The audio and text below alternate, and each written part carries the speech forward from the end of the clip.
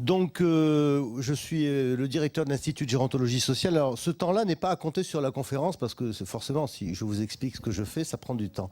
Je dirige l'Institut de gérontologie sociale qui a été créé il y a 26 ans par mon maître, le professeur Marius Audier, qui était à Marseille le fondateur de la chaire de cardiologie. Donc ça fait très très longtemps. Et l'Institut a pour mission, c'est un organisme qui était dans l'université, autrefois dans la faculté de médecine, qui est aujourd'hui un organisme autonome et qui est lié à l'université de Provence à laquelle j'appartiens, qui n'est pas la faculté de médecine, qui est l'université des sciences, dans lequel je dirige ce troisième cycle qui s'appelle Action gérontologique et ingénierie sociale, qui entame sa 11e promotion, qui reçoit des étudiants de toute la France et qui a formé 382 étudiants depuis 11 ans. Et ce qui nous rend particulièrement fiers, c'est qu'il n'y a aucun chômeur, je dirais plutôt chômeuse, puisqu'il y a 95% de filles, parmi ces anciens étudiants. Voilà. Et que, compte tenu du développement démographique, je ne pense pas qu'il y aura du chômage dans ce secteur, qui est un secteur difficile, où on leur dit dès l'entrée qu'on va leur donner les meilleures conditions de travail, avec du matériel moins moderne que celui-là, bien évidemment. J'ai découvert ce type d'appareil, par exemple, aujourd'hui, donc je vais réclamer la même chose. Mais c'est un monde où on leur dit tout le temps, si vous n'avez pas l'amour d'autrui, vous vous êtes trompé. Hein. Il ne suffit pas de voir écrit gérontologie, voir de la lumière et de dire je vais rentrer, parce que c'est un engagement, c'est un véritable sacerdoce. Et moi, je le vis comme un sacerdoce. Dans un autre monde, j'aurais été une sorte de moine soldat. Voilà. Alors, à l'Institut, nous pratiquons de la médecine préventive gratuite, médico-sociale. Nous sommes implantés sur tout Marseille et notamment dans les quartiers difficiles, ce qu'on appelle les banlieues, où on ne nous a pas brûlé nos voitures jusqu'à maintenant. Nous avons donc une démarche en direction des plus de 60 ans et des plus de 50 ans en situation d'exclusion ou de marginalisation ou de situation de pauvreté. Nous avons également un service d'écoute qui est assez remarquable, qui a été créé il y a 4-5 ans, avec des professionnels, des jeunes dévoués et des bénévoles. Beaucoup de sœurs à la retraite, des franciscaines qui travaillent avec nous, qui sont venues nous rejoindre. Et c'est un service d'écoute et d'accompagnement. Donc à la fois, on prend l'écoute des gens. C'est des fois redoutable, je vous assure, surtout le vendredi soir ou même le dimanche. Et on accompagne les gens, c'est-à-dire qu'on les rappelle régulièrement. On va les visiter aussi à domicile. Enfin, il y a tout un travail. Bon, vous savez qu'à Marseille, depuis 37 jours, il y a une grève des bus et du métro. Donc du coup, les aides ménagères ne peuvent plus aller chez les personnes âgées. Donc c'est tout ce milieu-là qui se mobilise pour assurer le lien social qui fait défaut dans bien des domaines dans nos sociétés modernes. C'est remplacé par les téléphones, par plein de choses électroniques, mais ça ne suffit pas, visiblement. Voilà, ça c'est l'Institut. Il y a également toute une action en direction des populations atteintes de la maladie d'Alzheimer et troubles apparentés, avec des groupes de parole pour les aidants. Parce que nous pensons depuis longtemps qu'il faut aider ceux qui aident, afin que ceux qui aident ne craquent pas, c'est très dur. Nous avons des groupes de parole pour les malades Alzheimer aussi, en début de diagnostic. Et nous avons un atelier d'art-thérapie pour les personnes atteintes de la maladie de l'Alzheimer, de troubles apparentés. Ça, c'est le travail de l'Institut. Nous avons un gros travail en direction des vieux immigrés, parce que c'est déjà pas amusant de vieillir, mais si en plus vous vieillissez pauvre dans un pays où vous avez cru devenir riche, franchement, si vous habitez dans un hôtel meublé où on vous met dehors le matin à 8h pour relouer votre chambre à quelqu'un d'autre dans la journée, hein, ça s'appelle les marchands de sommeil, ça existe, eh bien c'est très dur. Donc nous avons aussi tout un travail financé par l'État pour s'occuper de ces populations. Bon, ça c'est l'Institut de gérontologie, c'est ma vie, voilà. À côté, il y a une équipe de recherche scientifique pluridisciplinaire qui a créé un réseau des pays de l'Europe du Sud, avec l'Espagne, l'Italie, le Portugal Portugal, Italie, Espagne, la France, et puis la Grèce aussi. Et nous avons plusieurs programmes de recherche autofinancés parce que, je vais vous faire une confidence, je déteste l'administration. Alors, pour faire un programme de recherche, il faut 80% de temps pour remplir des dossiers, faire de la paperasse et demander des crédits. Quand vous obtenez les crédits, vous êtes épuisé et il vous reste 20% de votre énergie pour faire des recherches. Donc on a décidé d'autofinancer nos travaux et quand on n'a pas d'argent, on le fait sans moyens, on se débrouille. Voilà. Donc on a fini un programme qui était Solitude et isolement des personnes âgées. Et le livre est sorti juste après la canicule, donc ça posait bien la question du lien social. Hein. Et là, on finit une recherche qui donnera lieu à un colloque européen le 12 mai à Marseille sur exclusion et maladie d'Alzheimer et troubles apparentés. L'idée, c'est de se dire comment, mais c'est valable pour les cancers, comment quand on est malade, on s'exclut de la société vous exclut, et comment quand on a quelqu'un que l'on prend en charge dans sa famille, quel que soit le type de pathologie ou de handicap, eh bien, on a tendance à se replier sur soi-même, sur sa souffrance, sur sa douleur, avec des effets péjoratifs, y compris pour le malade. Mais en même temps, la société aussi a tendance à mettre les gens de côté. Voilà. Et on va publier un livre dans la foulée quand on... Bon, voilà. Et le troisième élément, donc oui, je vous ai parlé de l'université, donc voilà, je vous ai tout dit. Bon. Alors, ça c'est un petit fond pour voir ce qui vous attend dans le monde. Hein. La couleur est noire, mais ça ne veut pas dire que la vieillesse se répandant sur le monde. C'est comme Batman étendant son ombre sur le monde. Hein. C'est la couleur qui a été choisie par l'INED, simplement pour montrer en 1975 en haut, 2025. 2025, c'est pas très loin. La plupart des femmes qui sont dans cette pièce les atteindront allègrement. Pour les hommes, c'est plus délicat. Vous savez que nous avons une espérance de vie plus réduite que les femmes. On n'a pas réussi à les rattraper. C'est soi-disant le sexe faible, mais elles nous enterrent. Alors, je ne suis même pas sûr d'atteindre 2025. Hein, voilà. Puisque vous savez que chez les hommes, entre 52, 53 ans et 58 ans, ce sont des âges plus ou moins difficiles où on paye un peu nos mauvaises conduites d'avant. Alors, le vieillissement est un problème mondial, non seulement mondial, mais il concerne déjà, on peut dire que les personnes âgées de demain sont en Asie, en Afrique, en Amérique latine. Hein, en dépit des guerres, des pandémies, de tout ce que vous voulez, il y a des progrès considérables dans le domaine de l'hygiène, la santé publique, et les gens vivent plus longtemps.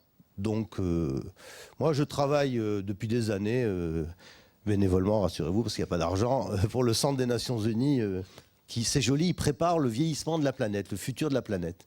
C'est l'International Institute on Aging, excusez pour l'accent anglais, qui est situé à Malte, et où on forme les cadres des pays en voie de développement. Voilà.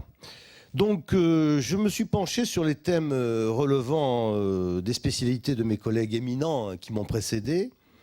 Et je dirais que par rapport à ce que j'ai cru comprendre de ce qu'ils avaient dit, que je vais positionner mon approche du thème général vieillir et alors, sous un angle plutôt sociologique, et vous interroger, en quoi le vieillissement individuel, mais également collectif, donc en quoi l'individu inscrit dans une société auquel nous appartenons, en quoi ce vieillissement questionne la société tout entière et appelle des réponses appropriées.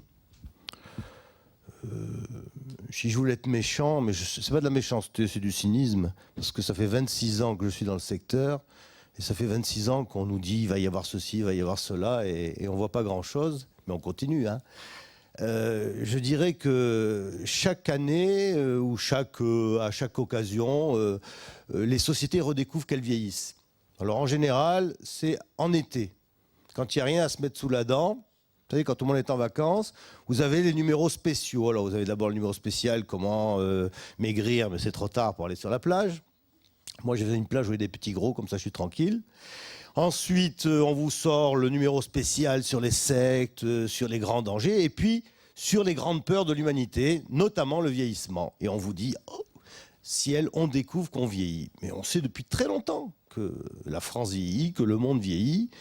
Et c'est amusant parce qu'il y a quelques jours, le président de la Cour des comptes, Philippe Séguin, a redécouvert que la vieillesse en France n'était pas particulièrement bien traitée. Comme on vient de redécouvrir qu'on avait des banlieues partout. Bon, c'est pas rassurant pour les personnes âgées, je peux vous le dire. Alors, le phénomène du vieillissement de la population et d'occupation du temps libéré, le temps libéré du travail, et il faut l'admettre, avec celui de l'allongement de la durée de la vie, le fait le plus important de l'histoire contemporaine. Son ampleur a provoqué l'accroissement des populations âgées, des populations retraitées.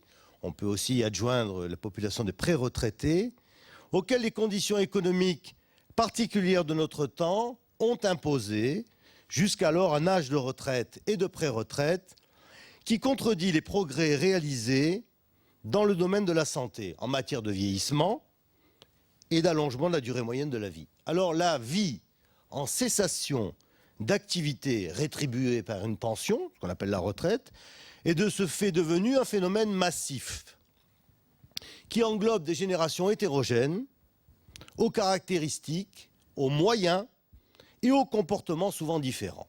Il n'y a en effet absolument rien de commun entre quelqu'un qui a 60 ans et quelqu'un qui a 110 ans. C'est pas la même histoire, pas la même génération. Bon, moi, j'ai perdu mon grand-père il y a 2 ans à 96 ans. Il avait 96 ans. Il a pris sa retraite à 54 ans parce qu'il était dans les douanes. Mon grand-père était corse. Vous savez, les Corses sont ou voyous ou policiers. Bon, il avait choisi les douanes. Donc il a pris sa retraite à 54 ans et vous vous rendez compte qu'il est mort à 96 ans. Vous vous rendez compte le temps qu'il a vécu à la retraite. C'est fabuleux. Hein ? Donc c'est aussi la perspective pour plein de gens ici dans cette pièce. Il n'y a désormais donc plus une vieillesse, mais des vieillesses.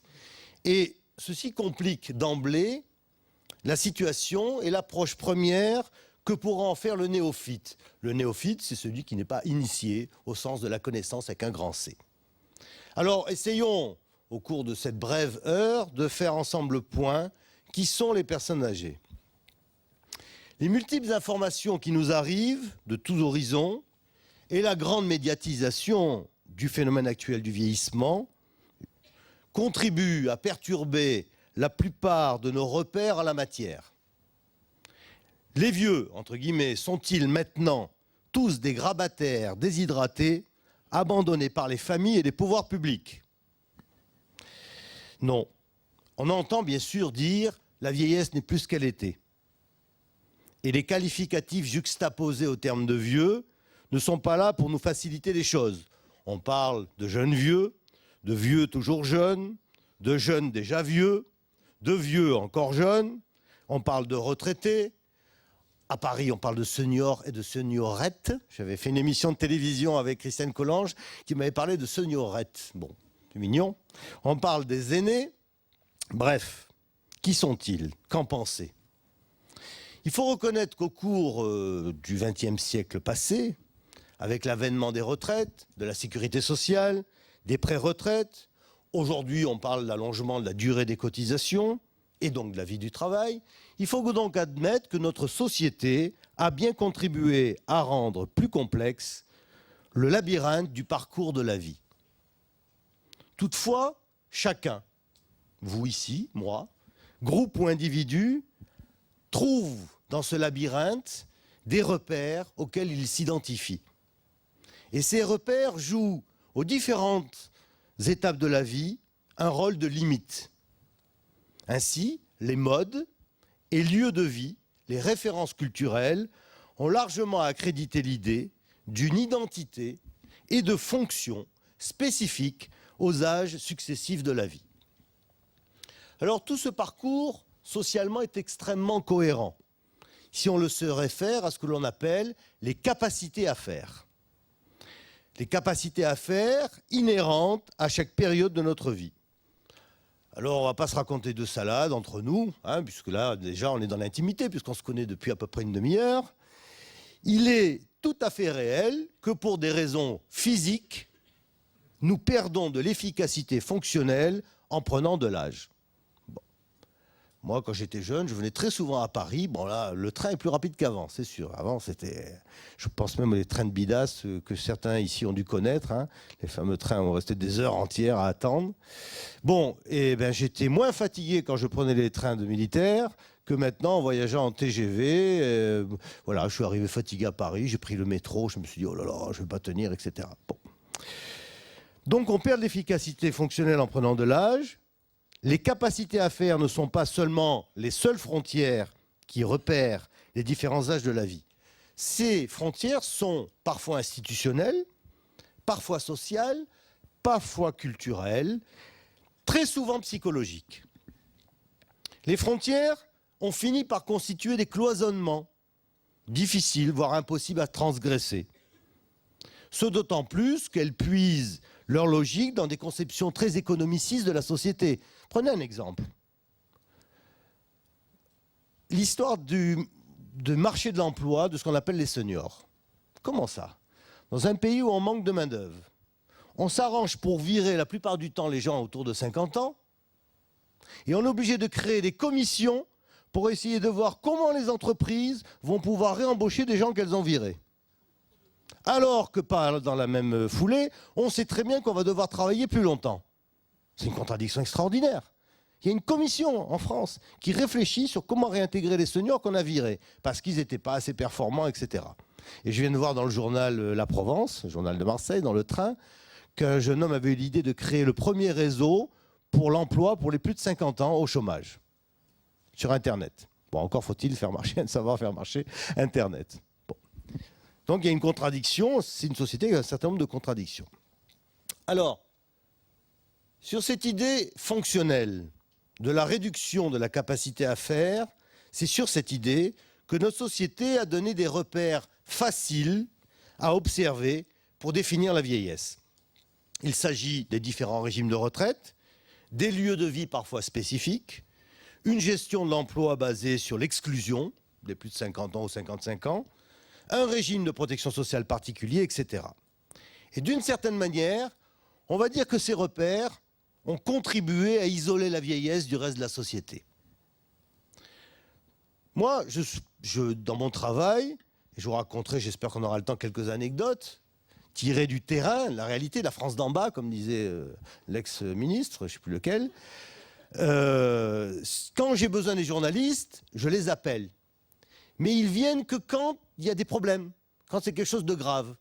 Mais quand on fait par exemple la fête où on regroupe tous les isolés, que l'on regroupe une fois par an dans un grand parc, où on mange, on danse, etc., c'est beau. Les journalistes ne viennent pas, parce qu'il n'y a pas de problème, d'une certaine manière. On ne montre jamais les bons côtés de ce qui se passe. Prenez un exemple simple. Si vous prenez le Français moyen, il connaît quoi de la vieillesse? À part ses angoisses de vieillir, il connaît son père, sa mère, son grand-père, sa grand-mère, vu à travers le kaléidoscope affectif, la lorgnette du cœur. Donc il ne connaît pas les personnes âgées. Quand il est assis à sa table en train de manger avec sa femme, ses deux enfants, et qu'il regarde la télévision, vous avez remarqué, on ne montre souvent la vieillesse que dans des situations graves. Alors je ne parle pas de la canicule, qui a été particulièrement grave, mais vous avez déjà tous vu à la télévision une maison de retraite qui brûle. On vous montre alors, en général, c'est en Bretagne, dans le fin fond de la Bretagne, je ne sais pas pourquoi elles brûlent tout le temps là-bas, les maisons de retraite. On vous interroge, une dame, vous savez, la moyenne d'âge en maison de retraite, c'est plus de 85 ans.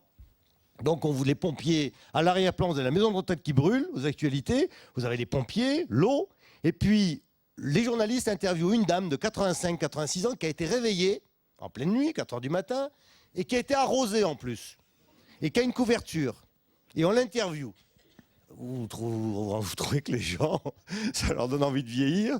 Bon, déjà, moi, si on me réveille à 5 heures du matin, qu'on m'arrose et qu'on me montre devant mon immeuble en train de brûler, j'aurais pas l'air très content ni très positif. Bon, alors forcément, les gens zappent, ils changent de chaîne. Alors, je le dis parce qu'il faut aussi rire. Moi, j'ai eu des profs qui m'ont fait beaucoup rire, et c'est pour ça que j'ai fait de la gérontologie d'une certaine manière. Ça pose le problème donc problème contradictoire de l'insertion sociale des personnes vieillissantes et de leur statut social. Un statut pour la vieillesse ou plutôt quel statut pour les vieillesses et pour les populations inscrites en leur sein. Alors, je ne vais pas, parce que je n'ai pas beaucoup de temps, on va parler des heures entières, mais dire des vieillesses, il y a plusieurs vieillissements qui se juxtaposent. Mes collègues ont dû en parler. Le vieillissement biologique, chacun le ressent. Chacun ressent aussi que ce processus est continu, commun à tous les êtres vivants, et qu'il débute très tôt. Et certaines fonctions physiologiques déclinent dès l'enfance, comme le pouvoir d'accommodation du cristallin, par exemple. Les fonctions intellectuelles suivent également, si on ne les entretient pas, une courbe d'abord évolutive, puis involutive. Le vieillissement biologique est un processus complexe et multiforme. Il crée des déficiences, il réduit les capacités d'adaptation. Et il est divers, suivant les organes, les fonctions, et aussi également la place que l'on occupe dans la société. Il dépend bien sûr de facteurs génétiques, mais aussi de l'action du milieu et des perturbations apportées par l'environnement et l'histoire de chaque individu. Bon, si vous fumez, si vous buvez, si vous changez de partenaire, si vous roulez tous les jours, enfin vous êtes fort, si vous roulez à 180 km/h tout le temps, si vous vivez dangereusement, ben oui, vous brûlez votre vie par les bouts de la chandelle. Hein, voilà. D'ailleurs, on voit beaucoup d'hommes, en particulier les hommes, qui ne prennent pas soin d'eux, puis arrivés en alerte rouge autour de la cinquantaine, ils commencent à se dire, bon, ben maintenant je vais faire un petit effort. Hein, voilà. À côté de ce vieillissement biologique, il y a également le vieillissement social. Et c'est le déplacement le long du parcours de la vie.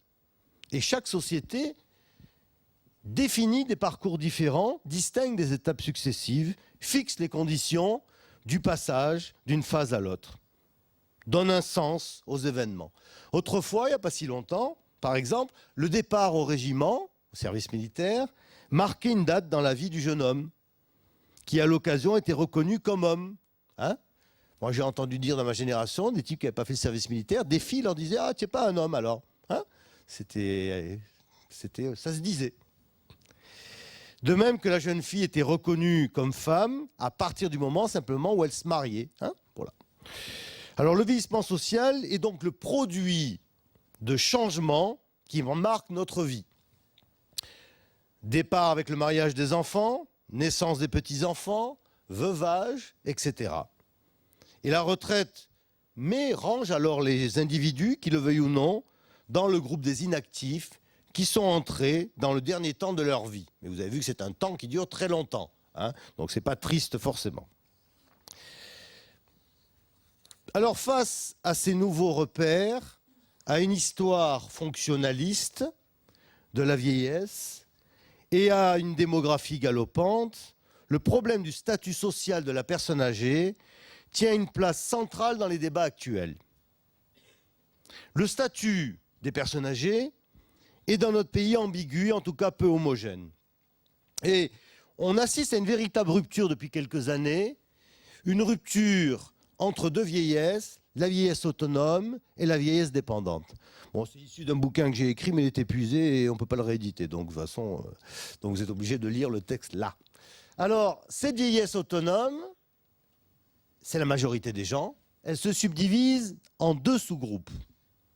D'abord, une vieillesse autonome capable de tenir encore un rôle social, si elle le désire, voire dans certains cas un rôle économique actif, c'est-à-dire autrement qu'en étant simplement consommatrice et que, dans nos travaux, notre équipe a appelé l'âge intermédiaire, c'est-à-dire entre le temps où on arrive à la retraite et le temps où on va atteindre le grand âge qui est 84-85 ans.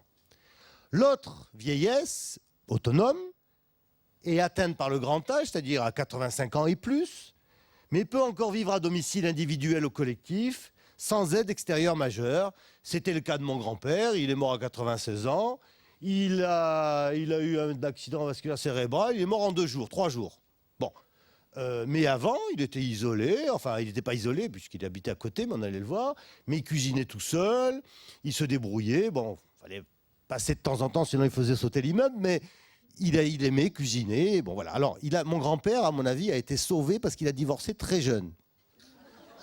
Eh oui, parce que vous savez, les hommes, on a un problème, on vit d'abord par procuration avec nos mamans, et ensuite, on vit par procuration avec nos femmes.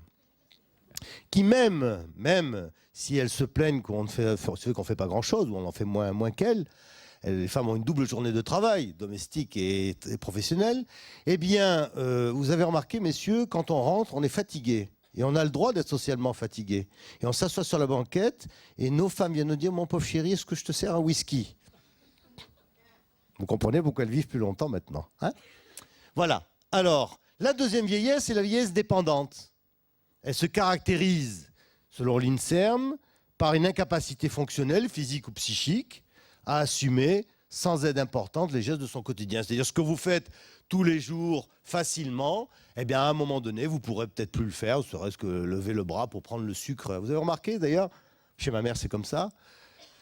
Quand on est jeune, on met le sucre au deuxième placard en haut et on monte sur un banc qui ne tient pas la route. Hein, bon. Eh bien, on continue après à compter. Alors, descendez le sucre au sous-sol, vous éviterez d'avoir une fracture du col du fémur. Je vous assure, le nombre d'accidents domestiques de gens de plus de 60 ans, parce que tout est resté comme avant, on peut réduire ces choses-là. Alors, je voudrais rappeler quand même des chiffres. Je n'ai pas préparé de transparent pour ça, et je vais vous rassurer. Il n'y a que, ce sont les chiffres d'une moyenne européenne, que 5% des plus de 75 ans qui sont en institution, toute institution confondue. Donc ça veut dire, bonne nouvelle, vous allez bien dormir ce soir, qu'il y en a 95% qui sont chez eux. Et sur les 95% qui sont chez eux, il n'y en a que 20% qui bénéficient de services dits de soutien à domicile. Un peu plus dans le nord de la France, un peu moins dans le sud, parce qu'on est encore dans des dynamiques de solidarité, de tradition plus classique. Ça veut donc dire que 95 moins 20, qu'il y a 75% des plus de 75 ans dépendants qui sont chez eux. Donc, première bonne nouvelle, les Français ne sont pas si égoïstes que cela, ils n'abandonnent pas leurs personnes âgées. Deuxième bonne nouvelle, on vit chez soi le plus longtemps possible. Et chez soi, c'est quoi ? C'est on va faire un petit jeu de mots psychanalytique, c'est le repère R-E-P-A-I-R-E, la tanière du renard, là où vous rentrez, bon, on suppose que vous êtes bien chez vous. Hein. Évidemment, si vous habitez dans un endroit que vous détestez, il faut consulter, hein, à mon avis. Mais en général, on est content de rentrer chez soi. Et c'est le lieu également où on a ses repères. Hein, sa collection de capsules de bière, ou de poupées Barbie, ou de ce que vous voulez, mais qui sont des objets qui ont de l'importance pour vous, pour chacun et chacune d'entre vous. Et on a envie de rester le plus longtemps possible chez soi. Je raconte juste cette anecdote, parce que c'est un souci familial, mais en même temps, ça dit bien ce que ça veut dire. La grand-mère de ma femme, qui a 94 ans, a été obligée l'an dernier de rentrer en institution, dans un petit village perdu, genre trou du cul du monde en Touraine. Hein. Voilà, on ne dit même pas le nom, parce qu'il faut acheter vraiment une carte d'état-major pour le trouver. Et alors, l'institution a décidé d'enlever cette dame qui était bien dans sa petite chambre avec une vue qui lui plaisait pour la mettre dans une chambre à deux. Alors qu'elle ne voulait pas une chambre à deux. Donc, la grand-mère a décidé de se laisser mourir. Donc, moi, j'ai téléphoné au médecin, dont je tairai le nom par charité. Et tout ce qu'il a trouvé à me dire, c'est que quand il était jeune, il avait bien été élevé dans un dortoir. J'ai trouvé ça très bon et ça va servir d'exercice pour mes étudiants. Alors, à tout cela s'adjoint l'évidence d'un monde également où les modèles sociaux évoluent rapidement. Je ne sais pas où j'en suis du temps, hein. J'ai complètement déraillé. Il faudra me dire quand je serai à la moitié. Je ne sais pas où vous êtes, mais bon, voilà. Il faudra me dire quand je serai à la moitié. Il me reste une demi-heure. Bon, ça va alors. Mais si vous voulez, on peut rester toute la nuit, hein, pas de problème. Alors, à tout cela s'adjoint donc l'évidence d'un monde où les modèles sociaux évoluent rapidement, ce qui se traduit également, pour les personnes âgées et pour les retraités, par un manque de repères pour continuer à avoir une place sociale. Le problème qui se situe aujourd'hui, c'est que c'est un monde qui valorise les images de jeunesse, de dynamisme, de rapidité, etc. Et franchement, il faut s'accrocher pour rester dans le coup et se battre énormément, puiser une énergie considérable, on en parlera tout à l'heure. Donc il y a une sorte de rupture entre ces deux vieillesses qui fait dire que la notion de vieillesse, au sens strict du terme, n'existe plus sur la seule base biologique, d'approche biologique. Dans un premier temps, il y a exclusion du monde économique à 60 ans, des fois même avant. Et dans un second temps, exclusion du monde social à un âge variable suivant l'individu, mais que sur la base de nos travaux, nous situerons entre 75 et 80 ans. Alors effectivement, la question du statut social doit être posée, ne peut être posée de manière globale dans la mesure où notre société accorde un statut qu'aux groupes ayant un rôle ou une fonction, soit sociale, soit économique, éventuellement culturelle.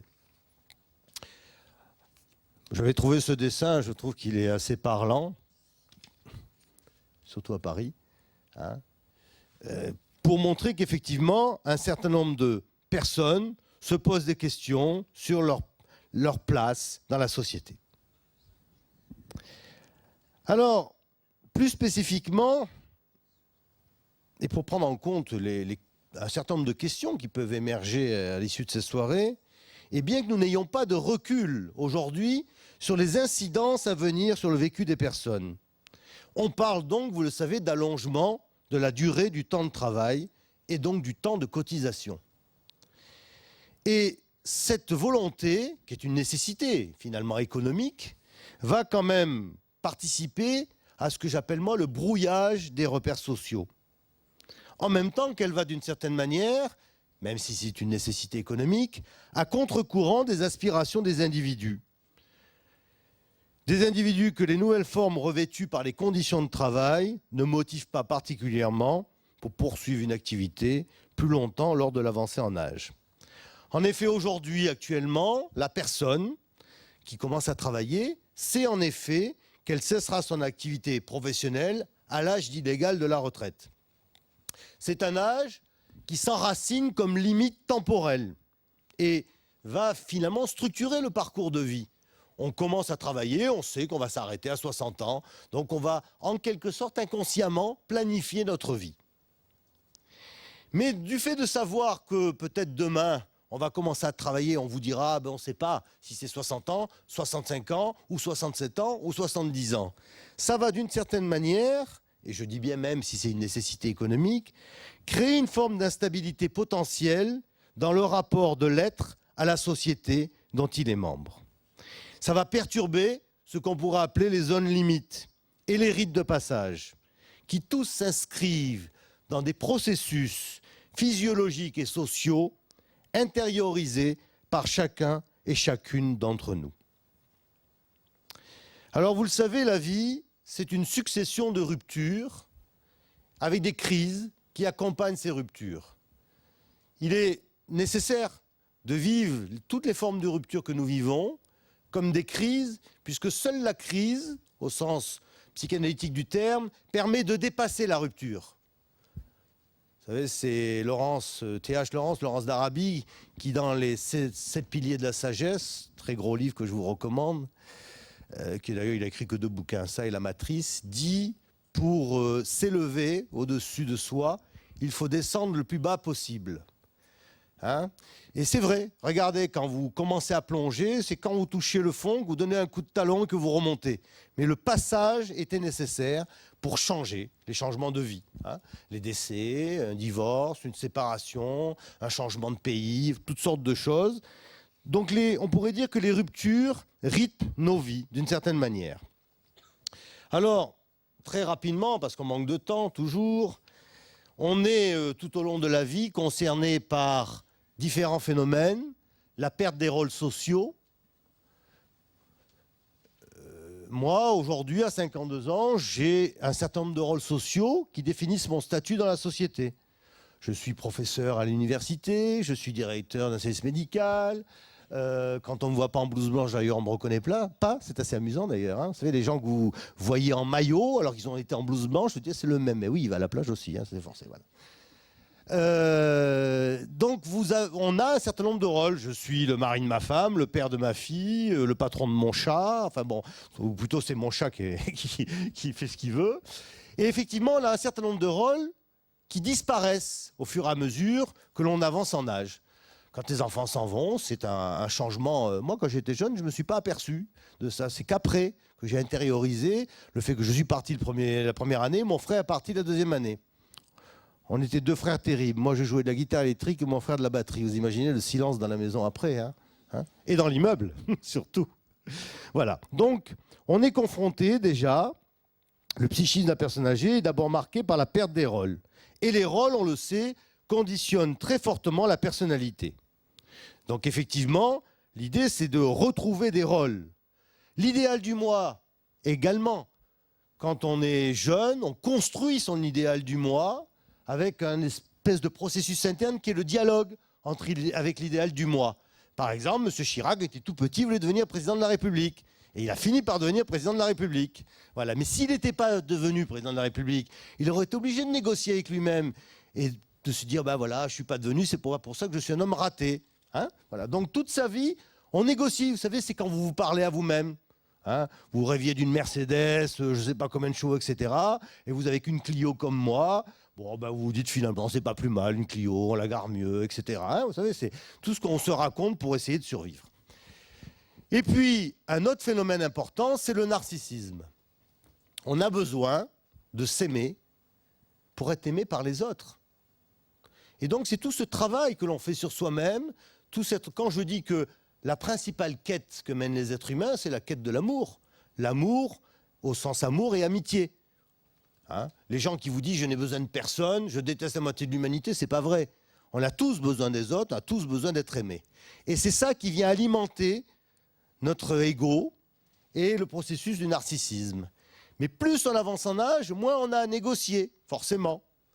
Et donc, on entre dans ce que l'on appelle, que j'appelle, l'économie du narcissisme. Hein, on économise, d'une certaine manière. Alors, ce sont des processus qui veulent bien dire que l'avancée en âge est marquée par un processus de rupture et qu'en vieillissant, on côtoie maintes pertes qui entraînent, de manière immédiate ou différée, des ruptures du lien social, du lien symbolique, dans les images sociales, on va dire un mot, je ne sais plus combien il me reste de temps, et également au plan économique et institutionnel. Alors, rassurez-vous, cette atteinte de soi, elle peut être accompagnée d'un sentiment d'irréparable, ressenti profondément, mais l'individu est toujours acteur de sa vie. Il est maître de son existence. C'est ce qui le différencie d'ailleurs des animaux qui ne pensent pas et qui ne parlent pas. Il décide pour lui. Donc, selon les choix de l'individu et ses capacités à réagir, soit c'est l'abandon dans le biologique, l'entrée dans la maladie, et vous connaissez tous, mais il n'y en a pas dans cette pièce puisque vous êtes là ce soir, hein, donc vous êtes sauvés. Vous connaissez tous des gens qui ne vivent qu'à travers le rôle, ce qu'on appelle la maladie métier. Hein, vous les rencontrez, ils vous montrent leur dernière cicatrice, vous parlent de leurs médicaments. Bon, voilà, on en rencontre. L'autre jour, j'attendais à l'arrêt du bus, il y avait deux personnes qui parlaient, il y en avait une. Bon, franchement, elle m'a donné envie de mourir. Alors, j'étais de bonne humeur ce jour-là. Hein, bon, voilà. Et encore, elle n'a pas pu se déshabiller pour montrer à sa voisine toute la dernière cicatrice qu'elle avait. Bon, ça, ce sont les gens, mais ils étaient petits comme ça déjà. Hein, ces gens souffreteux, malades, etc. Alors cela, soit c'est l'entrée dans la maladie, l'abandon à la société, l'entrée dans la dépendance. Soit vous rebondissez et c'est l'utilisation maximum des capacités psychiques, affectives et intellectuelles qui sont là, et le réinvestissement de soi et de l'environnement selon d'autres modalités. Pas forcément des modalités liées à la jeunesse, c'est ce qu'on appelait autrefois la sagesse, la conquête sur soi, hein, la conquête par la connaissance de soi-même, qui est en fait le plus grand travail que l'on fait, la quête du sens. Hein, dans une société aujourd'hui dont vous avez vu les événements qui se sont produits, ça pose plus la question du sens des choses. Parce que finalement, si la vie c'est quoi? Si la vie c'est lundi, mardi, mercredi, jeudi, vendredi, que vendredi soir vous êtes épuisé, vous servez un apéritif avec votre femme et qu'à ce moment-là, au moment où vous êtes crevé, il y a toujours un voisin qui utilise la perceuse à 9 h du soir, vous avez remarqué, le vendredi soir, il fait exprès en général. Le samedi, vous faites les courses, vous courez de tous les côtés, les activités des enfants, etc. Le dimanche, bon, selon ce que vous voulez, vous allez à la messe, ou vous faites l'amour, vous faites les courses, ou voilà. Vous pouvez aller manger chez votre belle-mère si vous voulez. L'après-midi, vous marchez. Si vous avez une fan sportive comme moi, ben, vous êtes obligé de marcher après le repas. Et après le dimanche soir, vous avez le blues du dimanche soir et vous reprenez. Et c'est comme ça pendant des années. C'est pas ça la vie, c'est autre chose. Heureusement, il y a autre chose à découvrir. Rassurez-vous, je n'appartiens à aucune secte, je ne suis même pas religieux, mais je cherche. Je me dis que ça ne peut pas être que du matériel. Hein? Quand j'aurai trouvé, je vous ferai signe. Alors, notre société prend donc de l'âge. Les études, les recherches sur le vieillissement de la population prennent une importance notable. On parle beaucoup, vous avez remarqué, plus de ce qui affecte la vieillesse, comme la dépendance. On vous parle de l'isolement. Bon, ce sont des problèmes réels. On ne va pas dire que ce n'est pas un problème réel, mais on ne parle pas aussi de toutes les valeurs positives qui accompagnent l'avancée en âge. On vous parle de maladies, on vous parle en fait des grandes angoisses de la société, des grandes peurs. Les représentations que chacun porte en lui de la vieillesse, de toute façon, s'enracinent dans la crainte que chacun a face à son propre vieillissement. Les gens ont peur. Ils ont peur de mourir aussi. Personne n'est prêt à mourir. J'ai même envie de dire que dans le milieu médical, c'est peut-être le milieu où les gens sont le moins bien préparés. Je suis directeur d'une revue dans ma région, c'est la seule revue de Provence-Alpes-Côte d'Azur-Corse, donc je prépare le prochain numéro et ça s'appellera, ça vous le savez même avant la directrice de cette revue, Échange autour de la mort. Quand j'en ai parlé, on m'a dit « Oh, mais t'es fou, je ne vais pas faire un numéro spécial là-dessus ». Mais bien sûr, il faut parler de tout ce qui se passe autour de la mort. Ce n'est pas en évacuant tout. Hein. Vous savez que j'ai toujours coutume de dire que notre mort prendra du sens que si notre vie a pris du sens. Mais on le saura qu'au moment de mourir. Et on ne meurt qu'une seule fois. Donc si on rate, on ne pourra pas recommencer. Pas stop, arrêtez, arrêt sur image. Je voudrais avoir quelques années de plus pour réfléchir à ça. Ce n'est pas possible. Alors, il se développe dans l'imaginaire collectif une crainte de côtoyer ce qui aboutit à la mort. Cette peur conduit à discriminer et à isoler un certain nombre de personnes âgées, malades par exemple, qui portent sur leur corps des signes avant-coureurs de mort. Et en ce sens, on rappellera avec mon collègue Caron que vieillesse, vieillissement, vieillir sont des termes très connotés négativement qui mettent l'accent sur le déclin et la défaillance. Et les médias, qui ont beaucoup à se reprocher, contribuent à produire ces images-là. Même, j'ai regardé dans Notre Temps, parce que ma mère reçoit Notre Temps, il y avait une publicité pour des croisières. Eh bien, au dos, il y avait une gamine de 18 ans en maillot sur les croisières. Bon, vous n'allez pas me faire croire que les gamines de 18 ans font des croisières en hiver sur les bateaux réservés aux personnes âgées. C'est pas vrai. Bon, alors voilà. Déjà, les publicitaires et les gens des médias. Je voudrais vous dire deux mots sur ce processus très intéressant qui est le processus des images sociales et des représentations.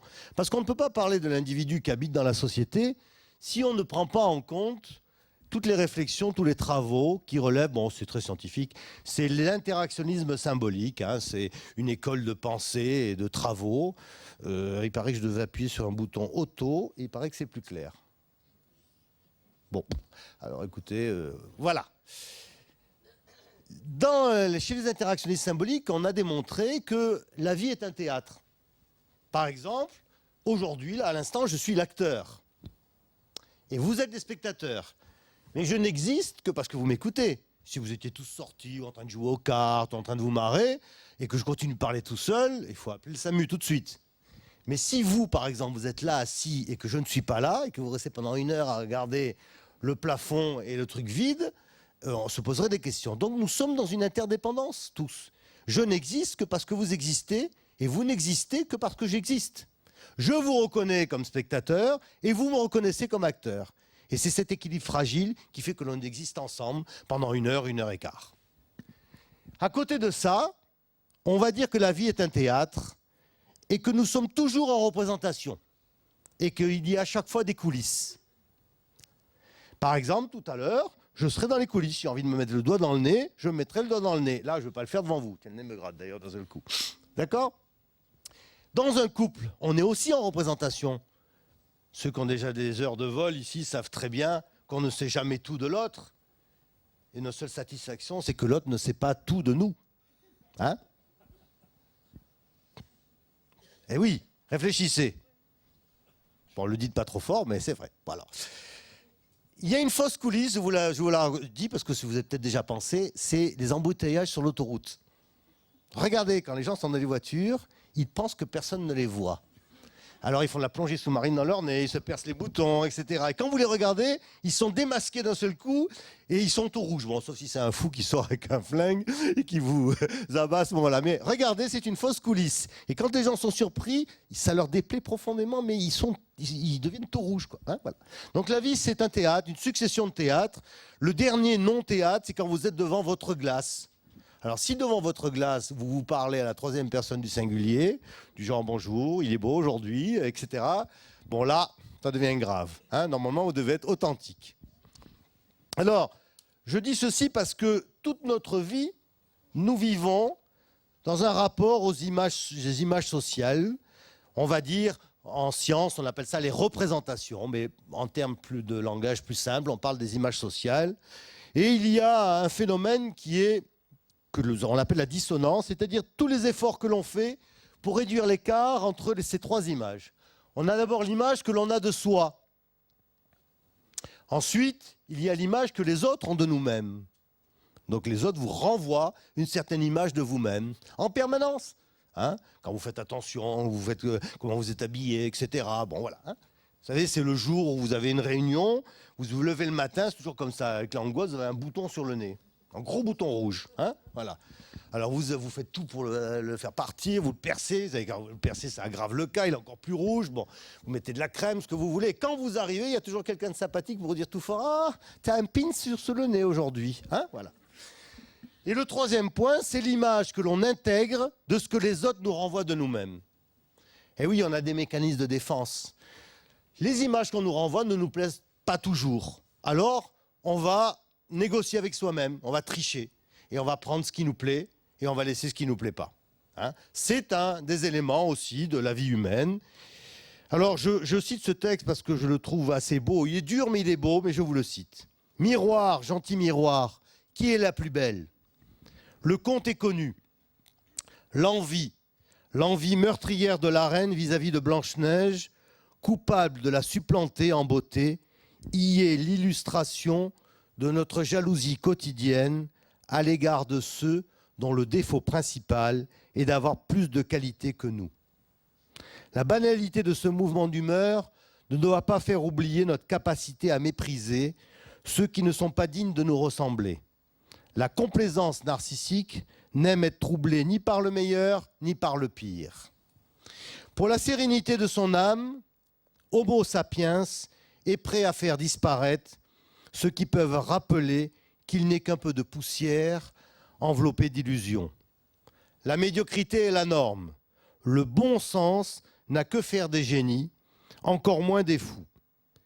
S'il est aisé de refouler sa colère contre ceux qui nous dépassent, si nous pouvons être tentés parfois de les imiter quand nous ne cherchons pas à les abaisser, il nous est en revanche difficile de dissimuler notre manque d'attrait pour ceux dont les handicaps blessent notre regard. Leur appartenance au genre humain n'est acceptée que du bout des lèvres.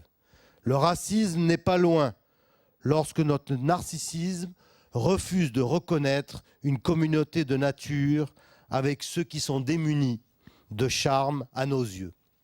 À cet égard, le vieillard affaibli sur le plan intellectuel et physique, à charge et proche de la mort, est une cible privilégiée du mépris et du rejet.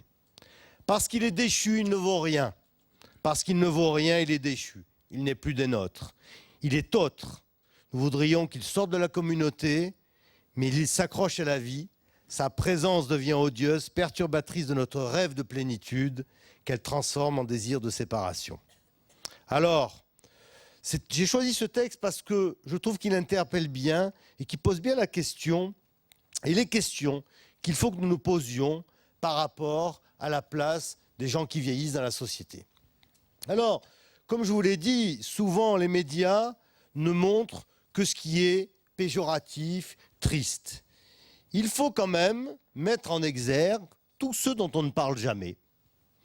Tous ceux qui sont les nouveaux retraités, les jeunes retraités, les retraités encore jeunes, tous ceux qui sont la majorité des gens dans la cité et dont on parle très peu.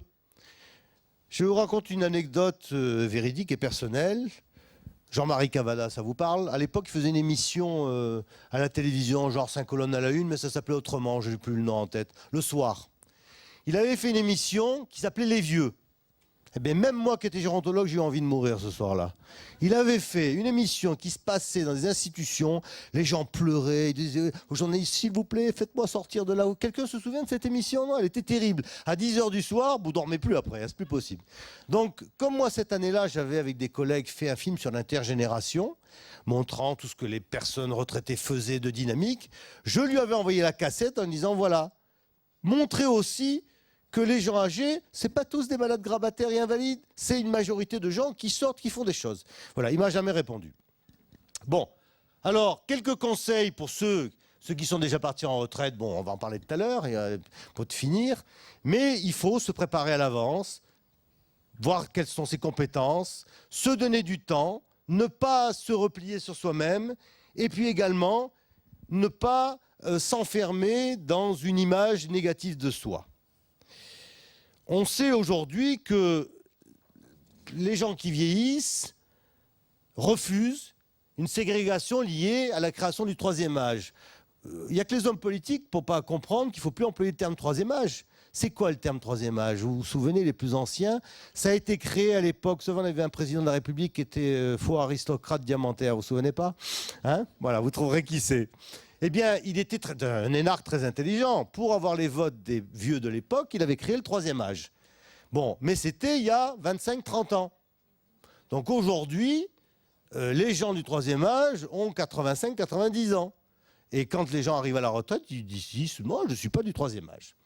Voilà, donc il y a beaucoup d'investissements des gens qui sont à la retraite et qui sont âgés. Moi, j'en connais plein qui font des tas de choses, notamment les franciscaines en question, qui ont en moyenne d'âge 70 ans, là, dans mon équipe. Il y a des activités intergénérationnelles en direction des jeunes en difficulté. Avec tout ce qui s'est passé ces derniers temps, vous avez de quoi faire. Vous avez monté des entreprises, par exemple, pour retraiter les pièces des voitures brûlées, il y a du boulot. Hein. Activité intergénérationnelle en direction de l'animation des quartiers. Activité intergénérationnelle à vocation économique, à vocation sociale. Et on oublie souvent des activités en direction des plus âgés. On oublie aussi que l'intergénération, c'est des gens qui ont 65, 70 ans et qui peuvent intervenir pour les plus de 85, plus de 90 ans. Aider pour les papiers, faire de la lecture, toutes sortes de choses que des gens ne peuvent peut-être plus faire. Alors, moi, dans le programme, c'était un livre que le professeur Audier avait écrit. Il avait écrit « Vieillir jeune ». Il avait inventé la terminologie « bien vieillir », qui depuis a été récupérée par plein de gens. Alors, M. Audier disait tout le temps « il faut avoir n'importe quelle activité, non pas pour tuer le temps, mais pour éviter que le temps ne vous tue. » Et c'est vrai. Moi, j'ai vu des gens qui étaient devenus paralysés par ennui. Hein? Leur seule réponse, c'était l'entrée dans la maladie. Donc, ayez des activités, activez-vous, bougez. Alors, on va terminer par deux petites choses. D'abord, ce sont les 10 commandements qu'on pourrait prendre comme un clin d'œil. Actif, tu resteras afin de vieillir agréablement. Ça, on est d'accord, il suffit de bouger. À bien te nourrir, tu veilleras pour conserver tes forces longuement. Du lit, tu n'useras que pour la nuit uniquement. Vous avez remarqué, si vous restez au lit toute la journée, vous êtes encore plus fatigué que... Vous avez remarqué ça, une chose, hein? Là, le jour où vous dites, bon, aujourd'hui, j'en peux plus, je reste au lit, je vais me reposer. Le soir, vous êtes encore plus crevé que si vous aviez bougé. Moi, grâce à la RTM à Marseille, ça fait 37 jours que je marche, 2 heures par jour. Franchement, j'ai maigri. Bon, je suis en colère, mais ça me va bien. Je crois que je vais continuer de marcher après. Je vais faire des économies de métro. De tes loisirs t'occuperas pour te distraire sainement. Le plus souvent, tu marcheras pour que circule ton sang pleinement. En compagnie, tu vieilliras plus aisément. La joie de vivre conservera afin de vivre gaiement. C'est plus facile si vous êtes gai, hein, si vous produisez du bonheur, plutôt que si vous êtes triste, les gens vont vous fuir. C'est évident. Pourquoi voulez-vous que les gens viennent vers vous, hein? Des projets tu feras pour conserver la foi au renouvellement. Effectivement, demain est toujours un autre jour, quel que soit l'âge. Il faut toujours avoir des projets. Quand on a des projets, on a envie de faire. Vous avez remarqué d'ailleurs, dans tout, ce sont les projets. C'est avant que c'est bon. Après, c'est déjà la fin. Hein? C'est comme les histoires amoureuses. Le meilleur moment, c'est quand vous passez de l'avant à l'après. Quand vous vous dites « Ah, mais bon sang, mais c'est bien sûr, j'ai été le plus beau et c'est moi qu'elle aimait. » Mais après, on commence sur les poubelles, machin, etc. Et voilà. Hein? Et c'est très difficile. Il faut maintenir le merveilleux de l'avant.